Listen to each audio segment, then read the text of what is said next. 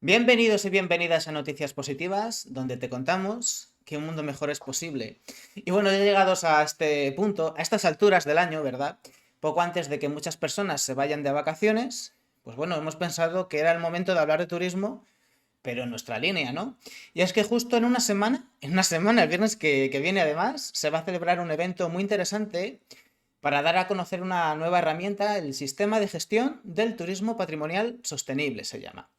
Va a ser, como digo, el viernes 23 de junio en el espacio de innovación Boulevard Coworking, Alcobendas, están Alcobendas.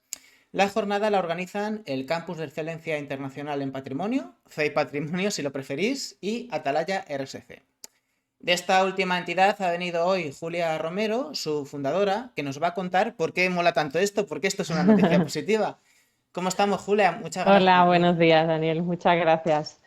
Muchas Pues gracias, la Julia. verdad es que es una jornada fantástica para acercarnos al turismo sostenible, uno de los grandes retos que nos encontramos hoy en día, el trasladar una serie de herramientas que nos van a facilitar que efectivamente la sostenibilidad se integre en este sector tan clave tanto para el medio Hombre, ambiente como el patrimonio, ¿no? Veremos ahora. es clave, vamos, yo creo que a nivel nacional, como país, es una de las claves, uno de los lugares hacia los que hay que mirar, ¿no?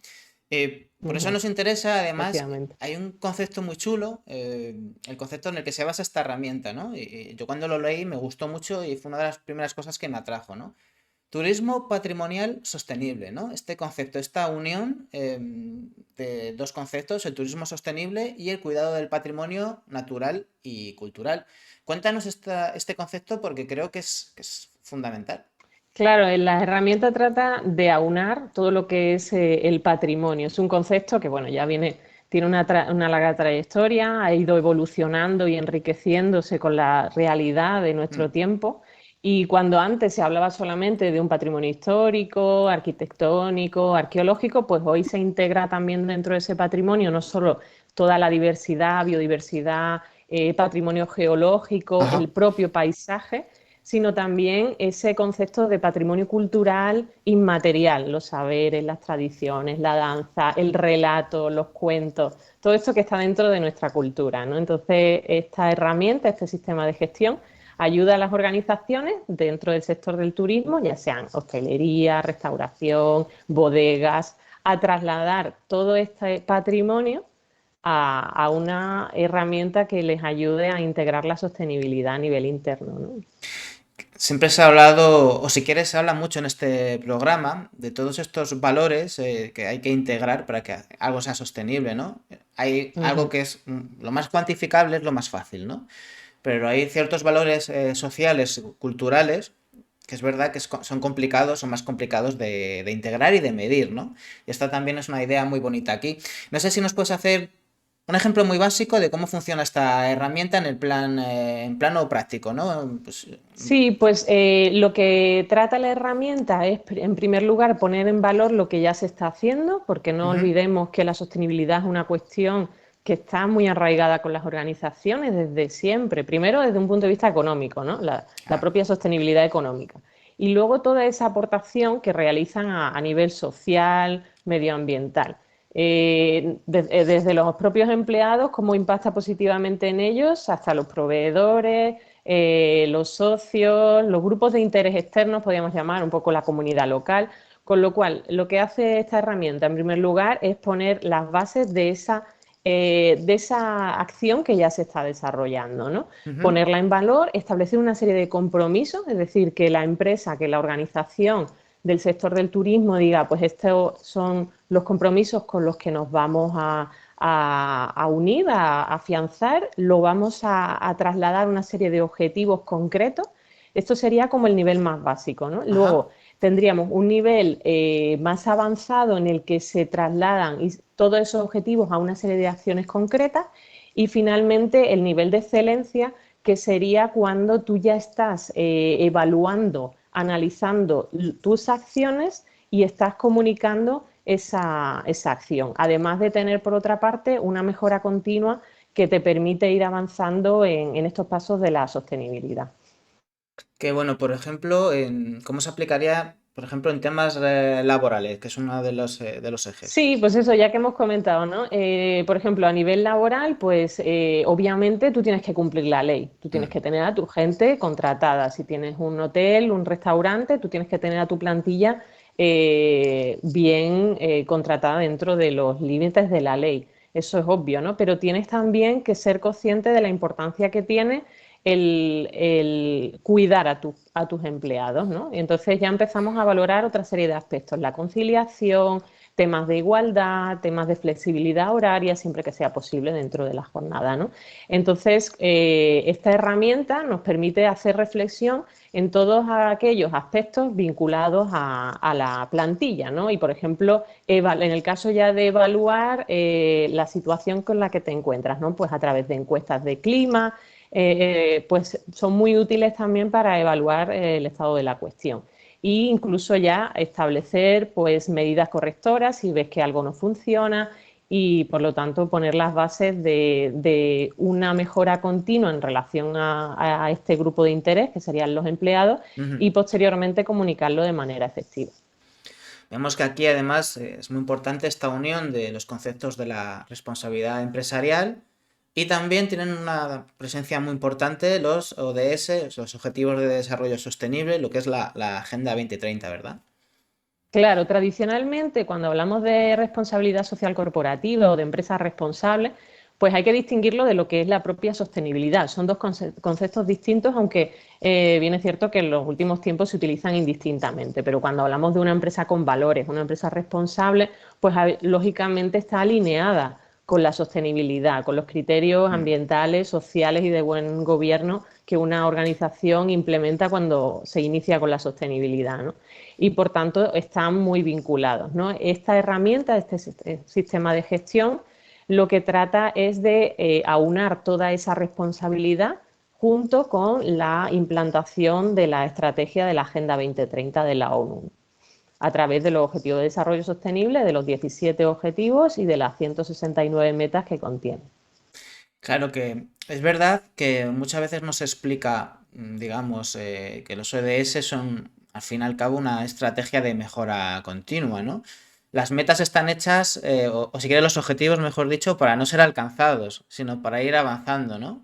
Efectivamente, porque la Agenda 2030, y lo dicen muchos expertos, vuela alto, es decir, Sí, es muy aspiracional. Lo que trata es de inspirar a las personas, contagiar el que integrar la estrategia de sostenibilidad a través de la Agenda 2030 les va a enriquecer como organización y van a empezar a pensar en ese impacto positivo que ya están generando y que ese impacto positivo además puede ir a mayores. Eso siempre es yo creo que la inspiración y el punto fuerte de la Agenda 2030 es esa transversalidad, ¿no? El poner en el centro a las personas y desde ahí construir, teniendo en cuenta, por supuesto, el medio ambiente, teniendo en cuenta aspectos organizativos, de alianzas también, que son muy claro. importantes. Yo siempre que he ido a eventos que se ha abordado pues, la Agenda 2030, al final siempre, da igual el sector, lo más importante es esa, se insiste mucho, ¿no? En la existencia de las alianzas, ¿no? El objetivo 17 que habla de las alianzas, todo el mundo dice que es el más importante, ¿no? Y en este caso Mm. estáis presentando una herramienta para la gestión del turismo patrimonial sostenible, y aquí es que las alianzas son fundamentales porque al final la cadena del valor y los grupos de interés del turismo es que hay multitud de agentes y de actores que deben aliarse y deben cooperar, ¿no? Claro, de hecho, la propia herramienta, este sistema de gestión, lo que trata precisamente es de aunar el bagaje y la experiencia de un grupo importante de universidades públicas. Esto surge del campus, como decías inicialmente, del Campus de Excelencia Internacional en Patrimonio, que unifica 10 universidades públicas del contexto andaluz y que está compuesto por investigadores, profesores, catedráticos que tienen una importante experiencia en lo que es la conservación, difusión y gestión del patrimonio cultural y natural.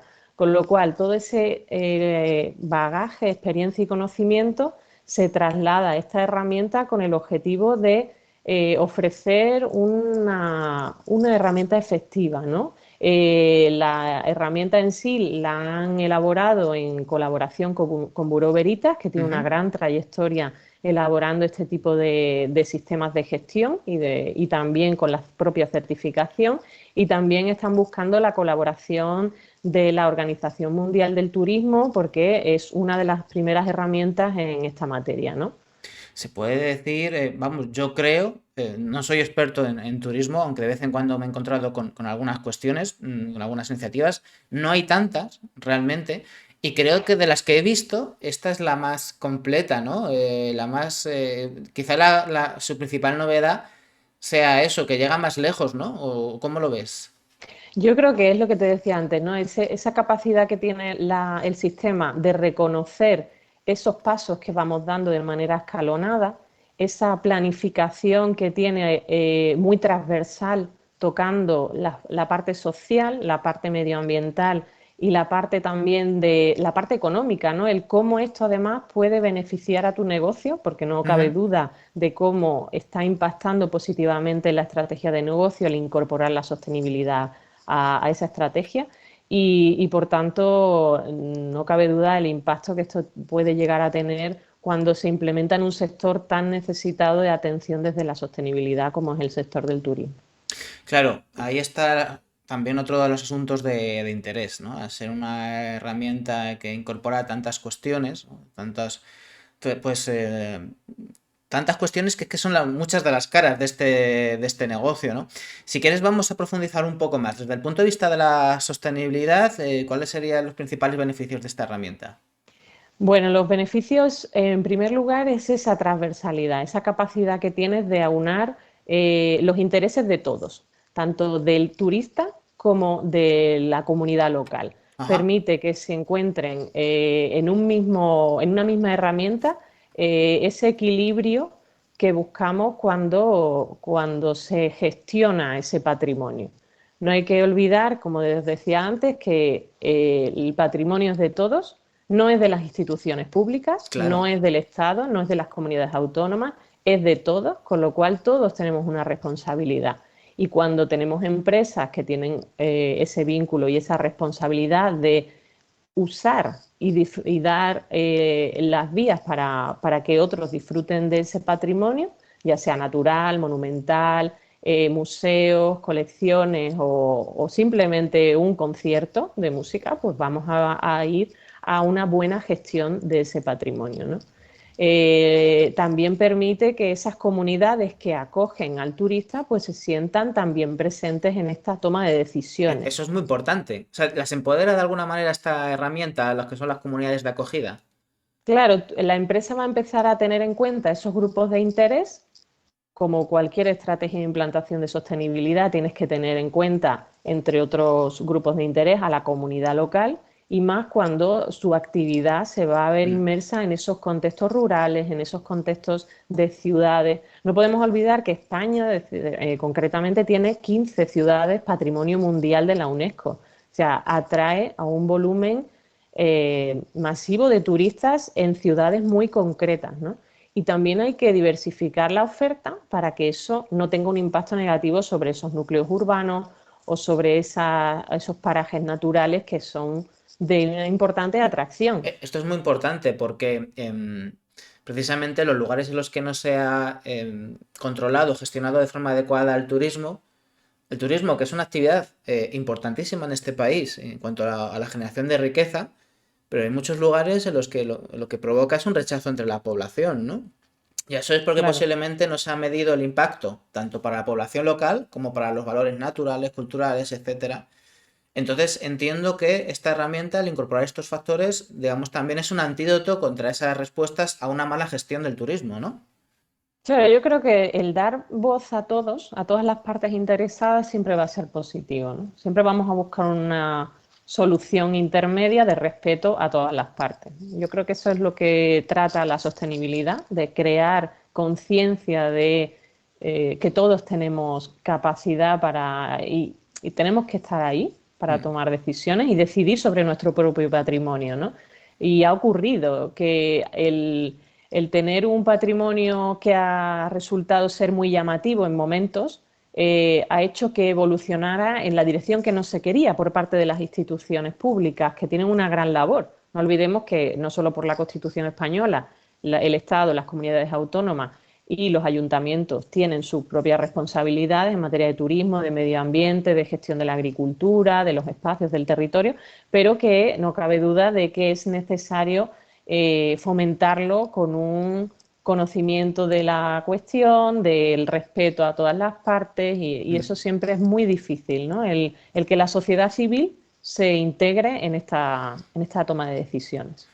Una de las críticas que se hacen desde los movimientos de la economía más consciente, más centrada en el respeto ambiental y social, es que muchas prácticas de la economía más convencional externalizan estos costes sociales y ambientales, ¿no? Eso pasa mucho. En este caso es al revés, es reconocer por algunos costes, pero también es una oportunidad para crear una verdadera prosperidad, entiendo, ¿no? Porque, claro, es que a esa gente hay que integrarla porque si no el resultado es precisamente descontento social, es incluso, pues también va en menoscabo de la conservación del entorno, todas esas cuestiones, ¿no?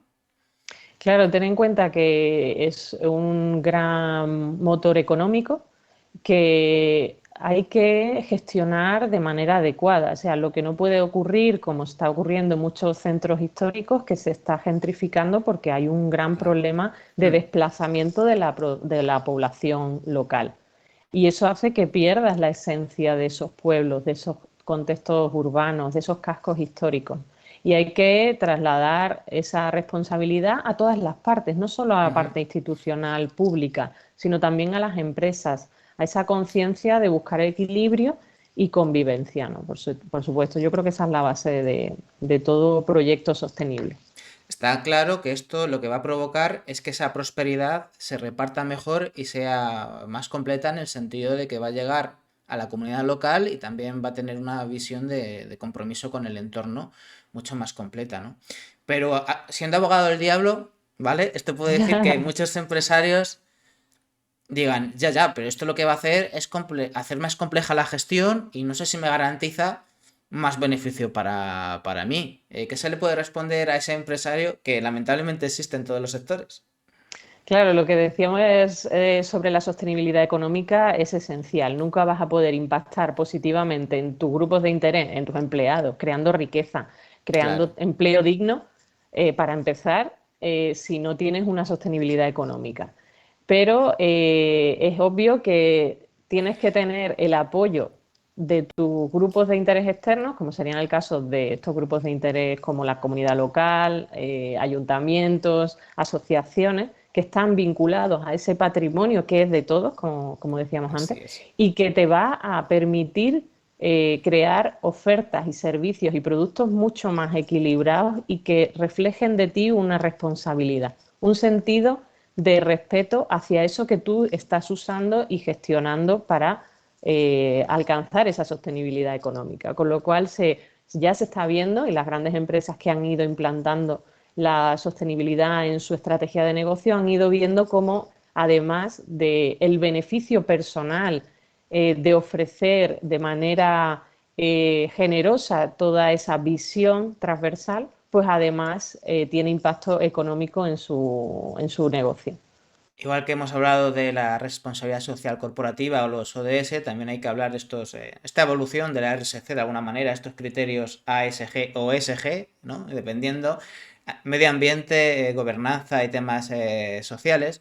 Lo digo porque eso al fin y al cabo lo que supone es que estos criterios ya no están en un departamento, sino que están en el corazón de la actividad empresarial, porque precisamente los grupos de interés lo demandan, lo exigen y acaba siendo un coste no incluir. Hay muchos empresarios, cada vez menos afortunadamente, ¿no? Pero que ven todo esto como un coste, pero lo que cada vez se va viendo más y la sociedad está evolucionando ahí, está evolucionando afortunadamente a eso, es que el coste está en no incluirlos porque al final tu comunidad, sí, tus stakeholders, tus grupos de interés, te lo acaban penalizando. Así que, en el buen sentido de la palabra, pero no hay más narices que caminar hacia eso, afortunadamente.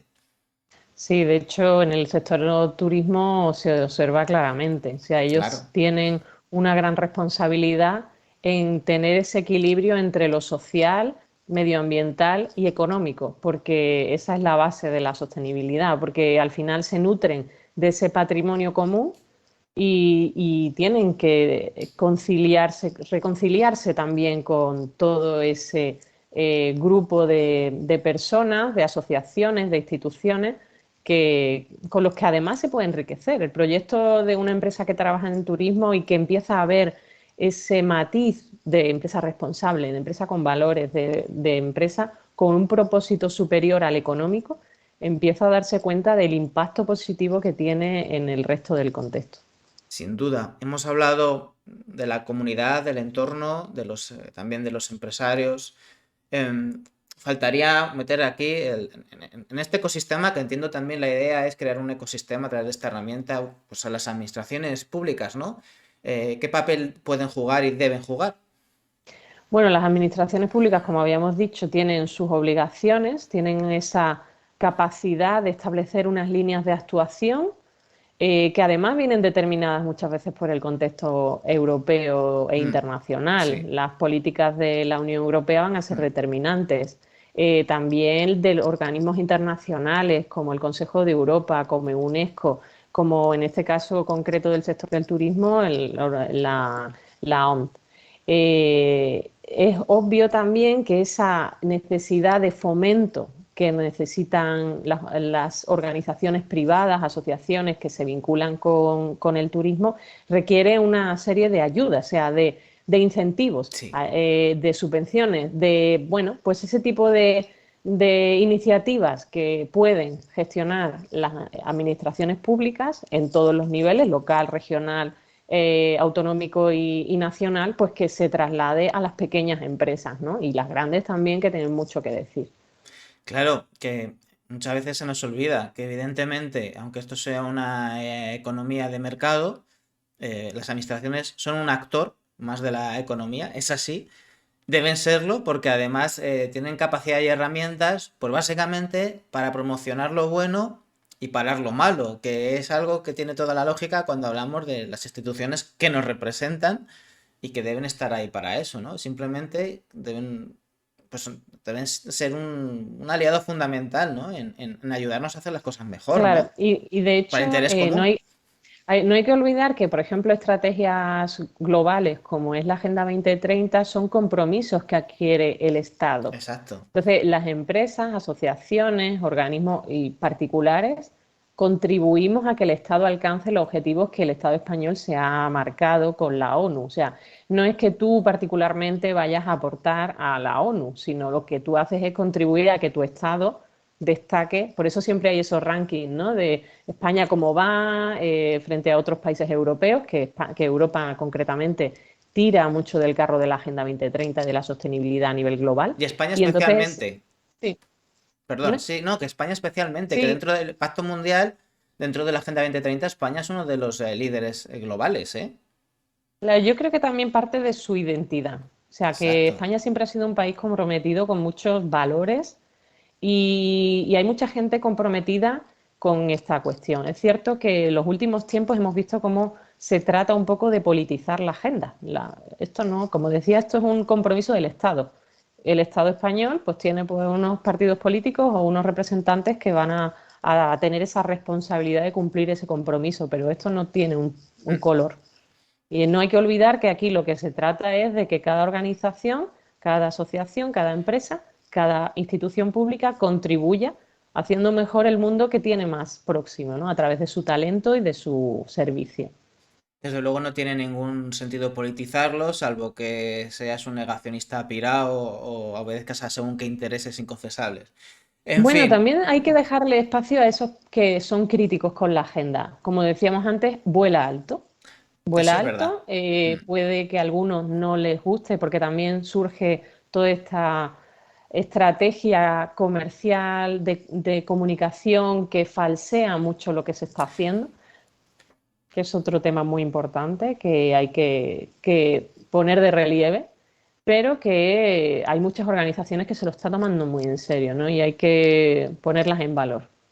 Precisamente esta es una herramienta que también es muy interesante porque sus resultados se pueden auditar, se pueden certificar, se pueden medir y también sirve para hacer una buena comunicación de los mismos, ¿no? Que conecta con lo que tú dices, ¿no? Que seamos honestos Ujú. tanto en analizar y medir los resultados como en la comunicación, ¿no? Sí, este sistema de gestión, al igual que otros que podemos disponer, que no sean certificables, van a tener esa base de primero puesta en valor, de planificación, de compromiso con Ujú. esos objetivos que te has marcado, de ponerlos en acción, de medir ese impacto y, por supuesto, en la mejora continua y la comunicación, que va a ser esencial sobre todo para inspirar a otros. Al final lo que está ocurriendo es que este sector, esta estrategia de sostenibilidad se está integrando poco a poco en los distintos sectores y las empresas y las organizaciones en general que están implantándola están inspirando al resto de su sector. Y eso es muy importante. Es muy importante. Yo como periodista al final me fijo mucho en la comunicación. Hay que hacerla muy bien. En noticiaspositivas.es, en la web asociada a este Ujú, canal, pues algunas veces hemos publicado estudios que nos han pasado la gente de Click Koala, que tiene es una tienda de productos ecológicos, pero hacen estudios muy buenos con estadísticas y encuestas muy chulas, ¿no? Y hay algunos resultados que aunque no son positivos, y estas noticias positivas, pues también hablamos de cosas que no son positivas, pero que necesitamos saber, por saber por dónde van los tiros, ¿no? Y, por ejemplo, veíamos cómo los jóvenes están desalentados. Antes lideraban la lucha climática, pero según estudios de Click Koala, creo que era con el Observatorio de Desarrollo Sostenible, pues han pasado ujú. de la lucha al desencanto. Y luego también hay un cierto desencanto en general en la sociedad con la información ambiental. Por ejemplo, recelan de algunos sellos de sostenibilidad y todo esto se liga precisamente al greenwashing y al social washing. Yo como periodista que estoy metido en este evento, lo que veo es que se habla muchísimo de sostenibilidad, pero no sé si se habla bien, si hay mucho ruido, ¿no? Y valoro mucho esta herramienta, perdón que termine, Sí, porque sí.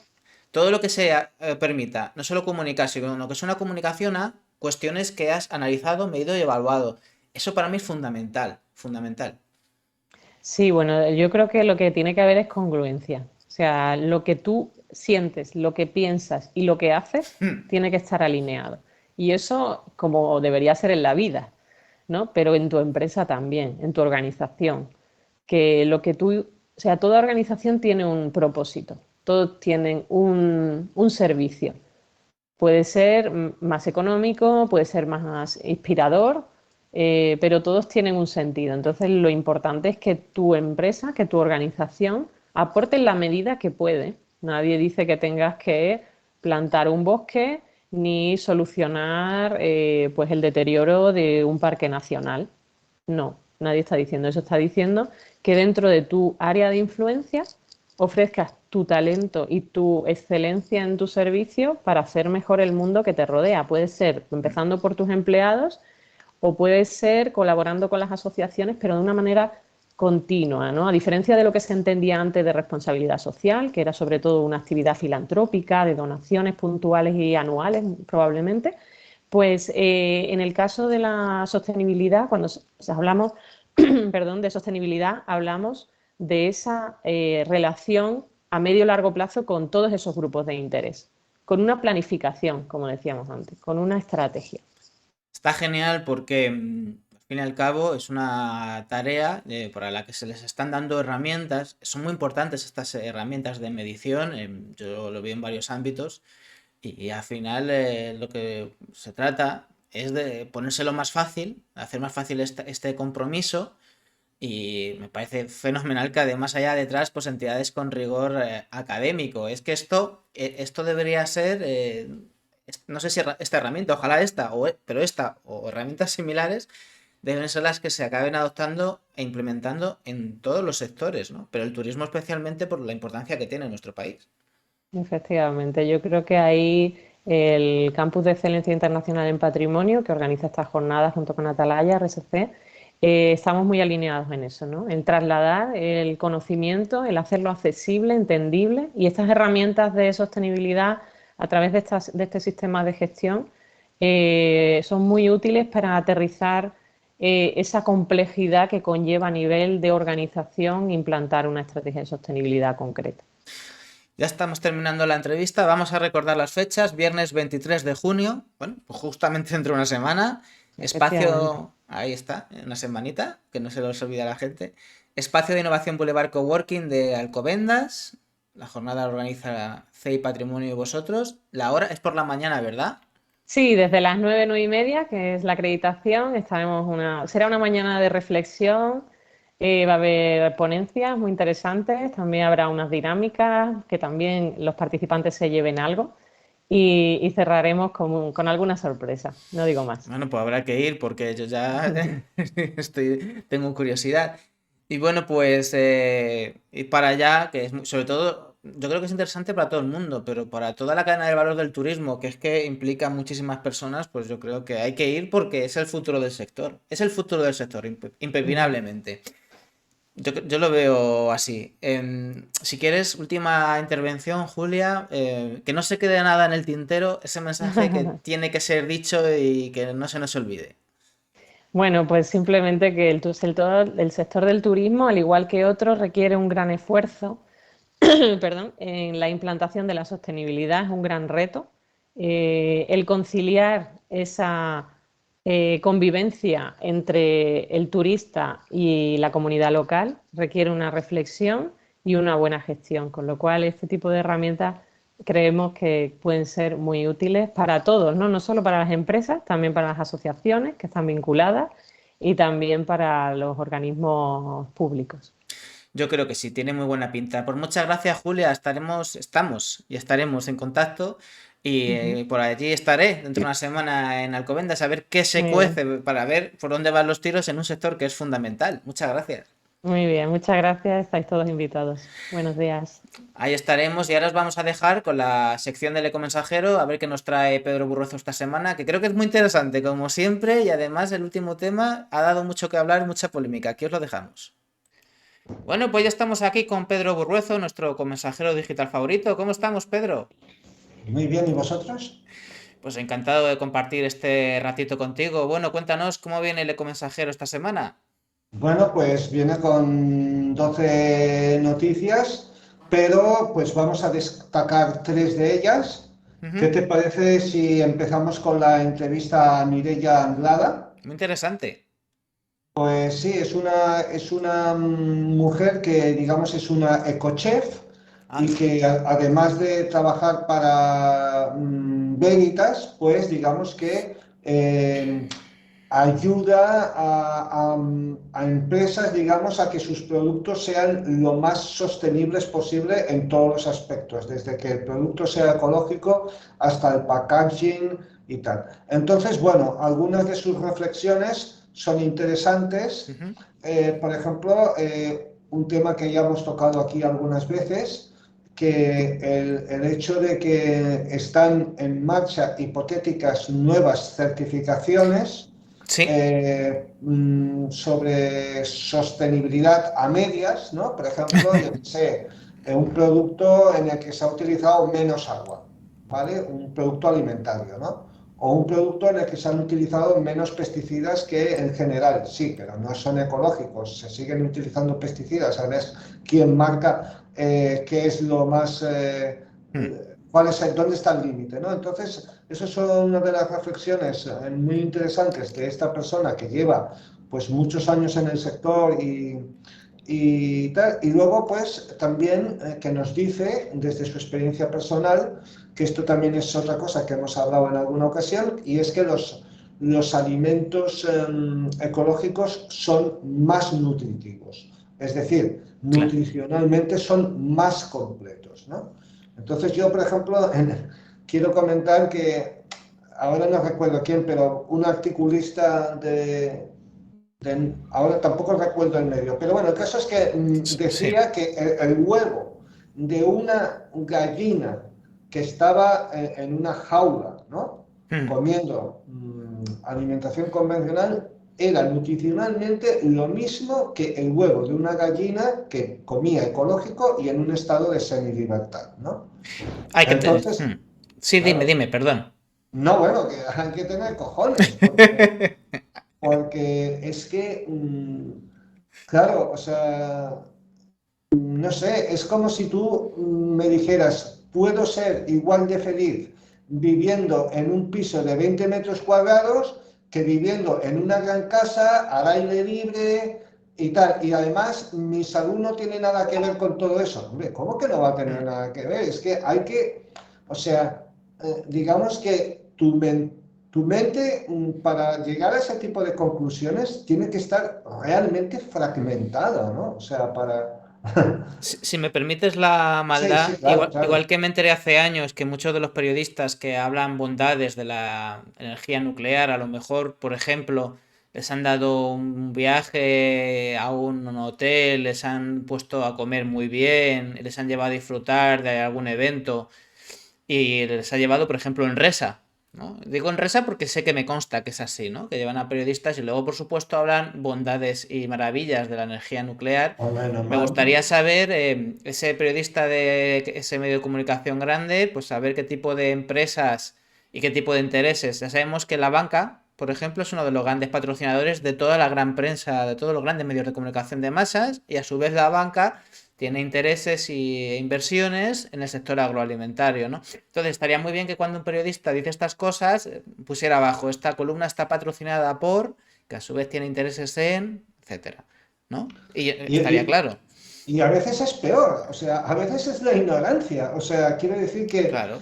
el patrocinada. hecho, el hecho de que alguien, por ejemplo, haya terminado una carrera de periodismo, de ciencias de la información, y le hayan dado un puesto de trabajo en un Mm. diario o en donde sea, no significa que esa persona sabe realmente de lo que está hablando, ni mucho menos, ¿no? Y bueno, menos hoy, en que el periodismo es algo tan precario y todo el mundo escribe sin saber nada de lo que está escribiendo, ¿no? Entonces, bueno, aquí sí que tenemos una persona cualificada, una voz con garantías, que dice una serie de cosas que son harto interesantes, no solo para el sector ecológico, sino para todo el mundo aquel que, bueno, que quiera, digamos, experimentar lo que es una alimentación con más salud, nutricionalmente más completa y con más vitalidad, ¿no? Porque esto también es importante, ¿no?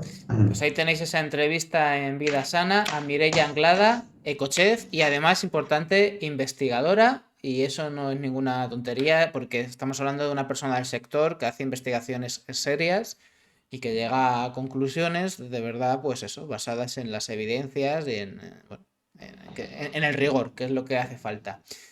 Pues si quieres seguimos, Pedro, pasamos al siguiente tema. Vale, pues el siguiente tema es un tema que puede interesar bastante sobre todo al género femenino. ¿Por qué? Pues porque es una entrevista a Javier Terrón, que es uno de los responsables de Nahue-Tintes Croma, ¿no? Ujú. Entonces esta empresa ha sacado al mercado pues una gama de tintes de diferentes colores, intensidades, en fin, una gama muy amplia que son tintes totalmente ecológicos, ¿no? Entonces hay que decir que en esta entrevista también esta persona que también es especialista de lo que habla, pues nos comenta cuáles son los problemas de utilizar tintes convencionales que están cargados de agentes químicos y que afectan tanto al Mm. usuario como al profesional que lo Sí, aplica sí. y por otro lado también al medio ambiente a través, digamos, pues, bueno, de las aguas residuales y todo esto, porque son contaminantes que son muy difíciles de filtrar en las, bueno, en estos sitios, ¿no? Donde se filtran las aguas residuales. En fin, tenemos que felicitarnos de que en el mercado, pues cada vez más hayan productos de este tipo que son certificados, que no hay ninguna sospecha de que son greenwashing, es decir, lavado de cara verde, y que pues son efectivos, son eficientes y digamos que pues su uso no perjudica en este caso ni al usuario ni al profesional que lo aplica. O bueno, si es a lo mejor no es profesional, a veces, bueno, yo también le aplico a mi mujer a veces, ¿no? Sí. Los tintes y tal, ¿no? Que todos lo hacemos, ¿no? Entonces, pues y tampoco al medio ambiente, o sea que fantástico. Hay una cosa ahí que has dicho que es muy interesante y entre las profesiones que además están muy feminizadas, digamos, con alta incidencia de enfermedades ambientales y profesionales, pues hay dos que destacan, ¿no? Bueno, pues las empleadas de la limpieza por los productos Claro, que claro, emplean claro, y las peluqueras. exactamente. Fibromialgia, sensibilidad química múltiple, todo este tipo de dolencias, pues usar estos productos llenos de venenos, que no es igual una Claro, persona que está en contacto un día cuando se echa un tinte o cuando limpiamos en casa, exactamente. que las que están en contacto todos los días, ¿no? Que Entonces, además, que además las peluquerías son sitios cerrados que están exacto. continuamente, ¿no? Inhalando ese tipo de, digamos, de vapores, ¿no? Tóxicos, ¿no? Una última cosa interesante, mi pareja ha usado alguna vez tintes ecológicos y es curioso porque, claro, lo artificial pues huele raro, ¿no? Pero en cambio los tintes naturales que se usan con plantas y que son buenos para el pelo, pues huelen agradable a naturaleza, a plantas, sí, tú lo percibes, no tiene nada que ver. Y la No tiene sensación es nada que ver. agradable, no tiene nada que ver.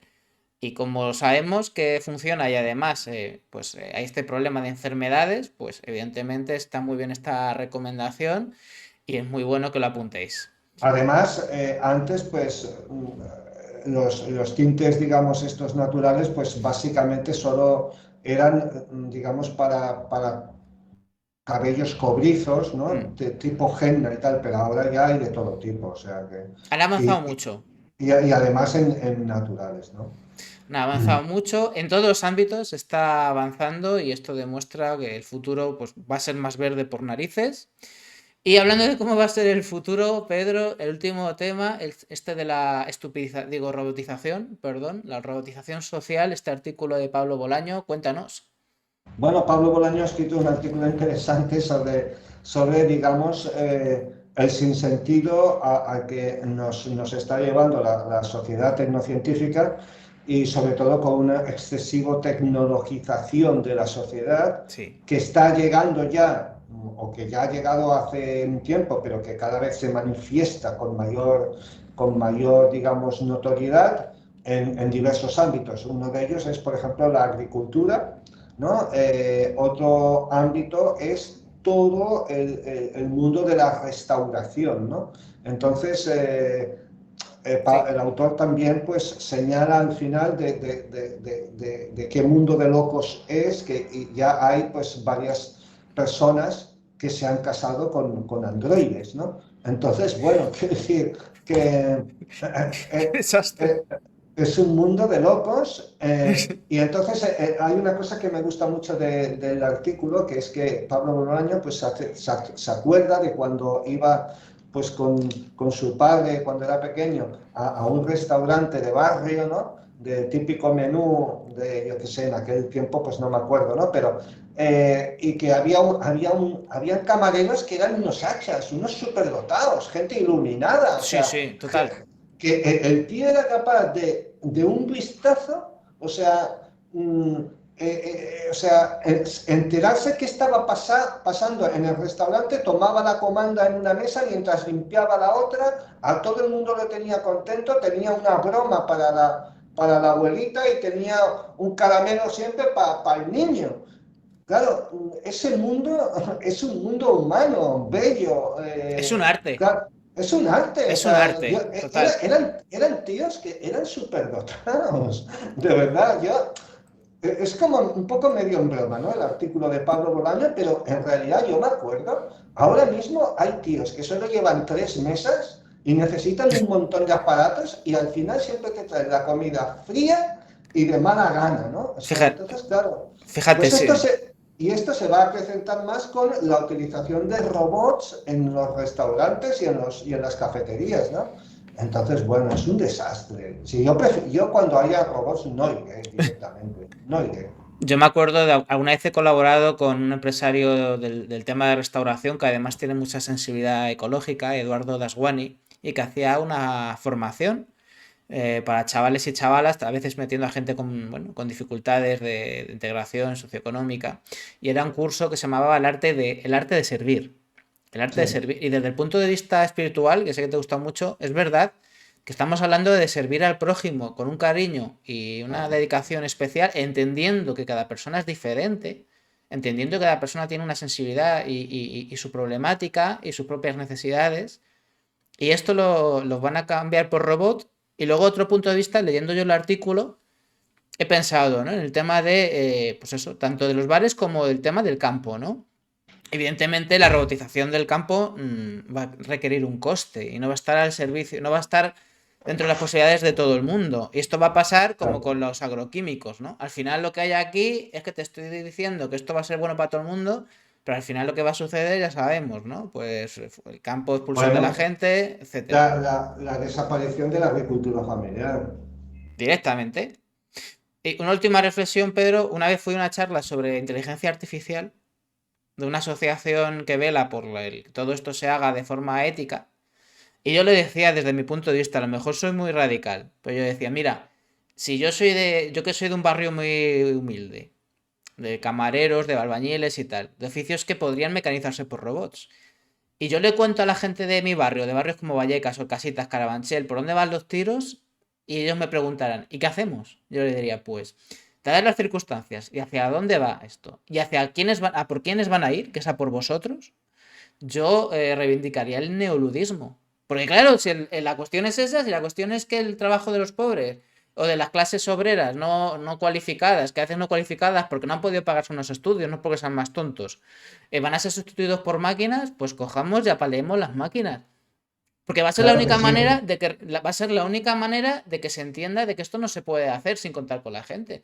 Hay que decir que has aludido al neoludismo Sí, y sí. Lud fue un visionario también que en plena revolución industrial en el Reino Unido, pues, digamos, despertó toda una revolución antitecnológica porque veía digamos, que vio con claridad que aquella revolución en los textiles no era algo bueno para el mundo, sino que traía muchos problemas, tanto sociales como ambientales, ¿no?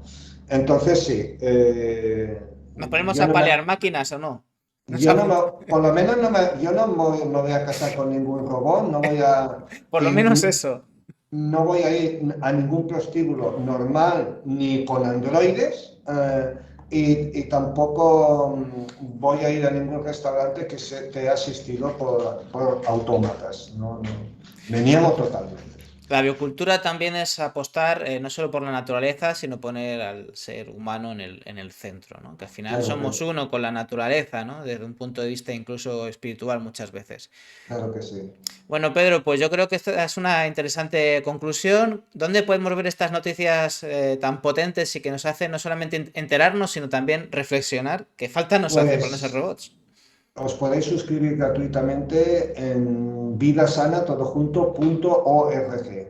Perfecto, pues así lo haremos los que no estén, que aquí ya sabes que llevamos mucho tiempo siguiendo, informándonos como debe ser con estas noticias de vidasana.org. Pues muchas gracias, Pedro, estamos en Vale, contacto. un abrazo, Otro hasta la abrazo, próxima. chao, chao, hasta luego. Adiós. Bueno, una pequeña aclaración. Evidentemente, hay veces que hay que llevar las argumentaciones un poco en ejemplos hipotéticos y llevarlas al extremo para que la gente entienda dónde queremos llegar. No voy a acabar ahora el programa y voy a coger un palo y me voy a poner a palear máquinas. Lo que quiero decir es que, evidentemente, la tecnología no es neutral. Eso es una estafa conceptual, quiero decir, ¿no? Siempre hay una intención en todo lo humano y la tecnología no aparece arte de birlibirloque. Hay gente que está detrás investigando, ¿no? Y que, por ejemplo, se ponga mucho más dinero en investigar formas de, por ejemplo, de matar, literalmente hablando, la industria armamentística, la industria militar, siempre es la pionera por algo, porque alguien decide que hay que meter pasta primero en la industria de las armas y las armas valen para matar, ¿vale? Y para dominar por la fuerza, ¿no? Y si hay alguien que decide que hay que meter más pasta en eso que, por ejemplo, en la sanidad o la educación, pues eso es una decisión de alguien, ¿no? Si hay alguien que decide que en un entorno académico, que en un entorno universitario, los departamentos de investigación que son los que más dinero tienen, son los que apoyan, digamos, el negocio de ciertas empresas, que son las que financian cátedras, ¿no? Porque es así, los departamentos de investigación de las universidades no están todos a la par. Hay algunos que están financiados bueno, por empresas muy importantes, porque les interesan esas investigaciones que favorecen su negocio. Y en cambio hay otras investigaciones que no tienen ese aval y ese apoyo económico, ¿no? Por supuesto, la investigación y la ciencia y la tecnología, que es madre de las otras, pues no son neutrales, ¿no? Y si los avances científicos como la robotización y la inteligencia artificial, ¿no? Que al final todo esto está relacionado, no se aplican para hacernos más libres y para beneficio de todas las personas, sino para reducir costes laborales, ¿vale? En ese caso, evidentemente la gente deberá reaccionar, porque no nos vamos a quedar de brazos cruzados diciendo no, porque como esto es tecnología, ¿vale? Y no nos digan que esto no ha pasado porque ha pasado, ¿no? Y ha pasado precisamente con el modelo agroquímico, ¿no? Esto es así, ¿no? Precisamente hoy hay un problema en España, ¿no? De cómo el campo se está despoblando, ¿no? Y eso ha pasado a pesar de décadas y décadas de agroquímicos, de tecnologización del campo, que por supuesto habrán mejorado la rentabilidad empresarial, pero no han sido beneficiosos para el campo, para las personas que viven en ese entorno. Y esto conecta también con la primera parte del programa, ¿no? Necesitamos una forma de gestionar nuestro entorno que favorezca a la gente del entorno y por supuesto también a la conservación del entorno natural, ¿no? Tanto a la gente que vive allí como el lugar donde están, el entorno del que viven, ¿no? Y eso se tiene que hacer desde lo humano, pues para evitar, por ejemplo, pues eso, que gente acabe apaleando máquinas o que gente acabe increpando a los turistas o protestando contra un modelo del turismo que es depredador, ¿no? Y eso ha pasado particularmente en el caso de la ciudad de Barcelona, se ha hablado mucho de ello. Y se habla en los medios de comunicación, entonces aparecen titulares como turismofobia. No, no es que la gente esté en contra del turismo porque tengan una fobia, están en contra porque se ha desarrollado un modelo, una manera de hacer las cosas que va contra la gente que allí vive, ¿no? Y eso pasa con todo, ¿no? Y por supuesto que la solución no es hundir transatlánticos ni reventar máquinas, ¿no? Es hacer las cosas de modo y forma que no se trate de beneficiar los intereses de unos pocos a costa de la mayoría social y a costa del territorio, ¿no? Eso es lo que hay que hacer para evitar que se quieran apalear las máquinas, ¿no? Hay que hacer las cosas bien, ¿no? Y ese es el mensaje a lo que queremos ir y lo que defendemos aquí en Noticias Positivas, que por eso decimos que otro mundo mejor, más justo y solidario es posible, ¿no? Y bueno, con esta reflexión, con este chapazo terminamos el programa. La semana que viene tendremos otro nuevo espacio dedicado a contar cómo podemos construir ese mundo mejor. Y hasta entonces, como siempre te digo, hasta que nos volvamos a encontrar, que la vida te llene de noticias positivas todo el rato. ¡Chao!